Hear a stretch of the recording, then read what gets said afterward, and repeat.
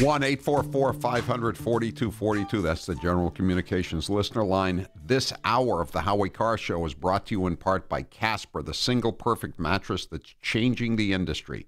Try it for yourself for 100 nights risk-free. Go to Casper.com and use code Howie for $50 towards the purchase of your mattress. Terms and conditions apply. Joining us now on the line is Juanita Broaddrick.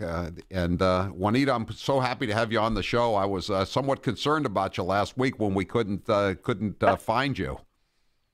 I know. I'm sort of hard to find. I've had a lot of calls.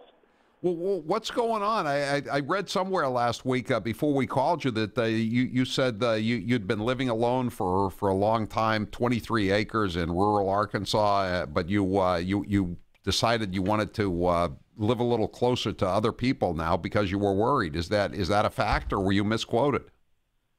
Well, no, I wasn't exactly misquoted. I really don't fear that much, Howie, but it is lonely up here where I am, but I'm not in a rural area.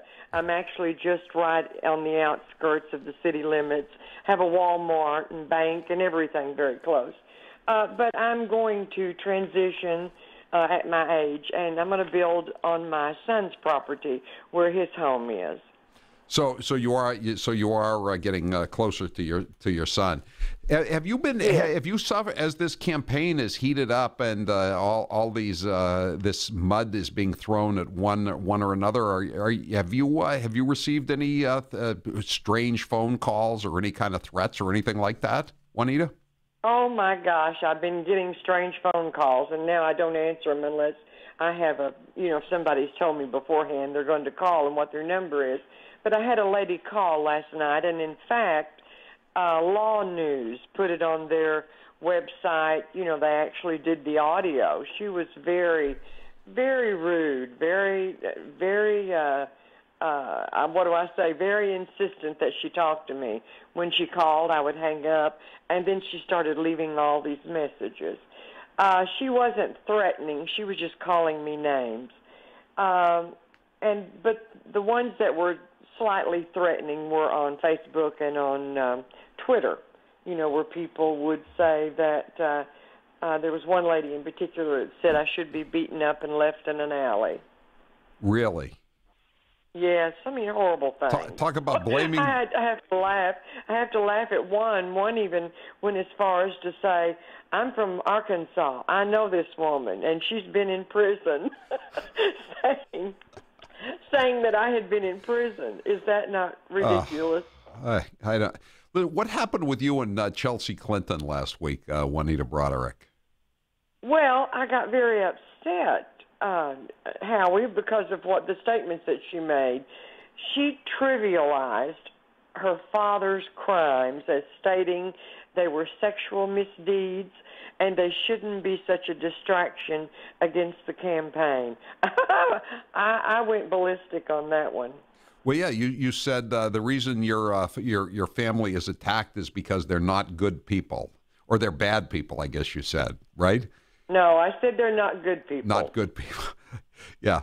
And then she never responded to your tweet towards her, though, did she? Oh, no, and I wouldn't expect her to. And the most flack that I got out of that was, this is a child. Don't go at the child for the family's problems. And I said, a child? My goodness, she's a year older than I was when her father raped me. And Wow. If she's going to speak out for her parents, then she should be able to handle what comes at her. Well, what do you make of it, Juanita Broaddrick, when you go onto the internet and you see all these pro-Clinton journalists writing about his track record, his MO, and they always they never talk about his assaults, even whether it's you or Elizabeth Ward Grayson or Kathleen Willey or the woman in the UK. They never refer to it as assaults or attacks or gropes or even a rape. They say infidelities. Infidelities, well, it's not like it's an affair. They're crimes. Right. They are definite crimes, and they're getting awfully confused here because we're not talking. I don't care about affairs. but I do care about crimes. So when you first started coming into the public limelight, you signed an affidavit saying he didn't attack you. Is that correct? Oh yes, I did. I was outed in the beginning by the Paula Jones trial, and I was Jane Doe number 5 in that. And I had investigators show up at my door and record my voice, which I wasn't even aware that they were doing. And I told them I was not going to talk about this, and they shouldn't even begin to ask me to come forward for the horrible experience that I had. And then when I was subpoenaed to do a deposition for her trial, I was angry. I mean, I thought to myself, how dare these people try to expose me for their own personal gain. Now, I know Paula Jones, and I don't have any bad feelings at her. She's a friend. But at that time, I was angry, and I thought, they're not going to out me. That's just not what I'm going to let them do. So, yeah, that's why I did. I lied, and I said that nothing had happened. But then when STARS people came at me, this is a special prosecutor. My son is a local attorney here. Yeah, go ahead. He came to me and he said, "Mom, this is federal now. You cannot lie anymore." He had known about it since his 20s. And he told me, he said, "It's time. You're going to have to tell the truth. You're going to have to face it." So I did. And so you did tell the truth, and that's when it came out. Did you deal directly with this guy that's mentioned in the New York Times today, this private investigator named Jack Palladino, or did you deal with one of his minions? No, and I've never had any personal contact with these Clinton henchmen like Kathleen Willey has. Kathleen had some bad experiences, but I never had that. Yeah. So have you read the story in the New York Times? I mean, it says they talked about one of Jennifer Flowers' friends that worked at one of the theaters in Branson, Missouri, and she says she got a visit. I remember I got questioned about brothers Jennifer and I once dated. It wasn't warm and fuzzy. So they oh my goodness. Yeah. See, I don't know why. I don't know why that they didn't personally attack me, in person, but they didn't. I was followed a lot of times, but as far as personally coming to me, no, that never happened. Well, we're speaking to Juanita Broaddrick, who was credibly accused of Bill Clinton of raping her in the past. And, I know one of the things that your son did as a lawyer is he went to NBC News after Andrea Mitchell a couple of months ago said on, I think it was the Today Show, that your reports of Clinton raping you had been discredited. Remember that? And they oh my God, I went ballistic. Yeah, and so did my son. And that's when he started the legal aspects of notifying NBC that they needed to delete that, and they did.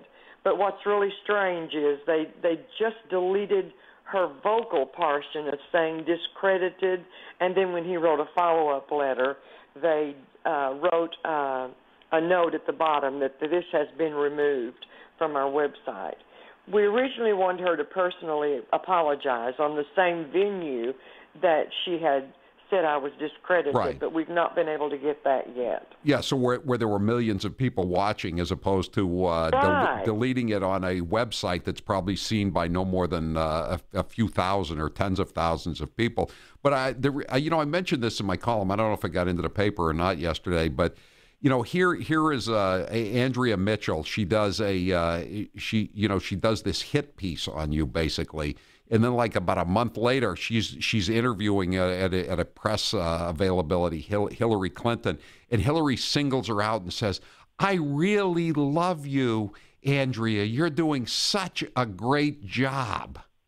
Oh, isn't that disgusting? Isn't that absolutely disgusting? Listen, Howie, on 1/6/16 of this year, when I answered Hillary's tweet about all sexual victims should come forward and be believed. Yeah. And I answered her with that tweet that's got, 60,000 retweets now. Right. I was absolutely I was absolutely so disgusted at her. But then after I answered that, I don't know if you know that she took you have the right to be believed out of her website. Yeah, I did. I did know that. And the follow up to the Andrea Mitchell thing of being lionized and told what a wonderful reporter she was by Hillary Clinton. MSNBC made a promo out of that, Juanita Broaddrick. They weren't embarrassed. They were proud of it. Yeah, well, back in January, when I first tweeted what I did, Andrea Mitchell called me, and she said, we'd like to interview you for tonight's news, and could you go to a local satellite TV station so we can interview you? And I said, no. She said, well, can we do a phone interview? And she says, I only want to know about your confrontation with Hillary.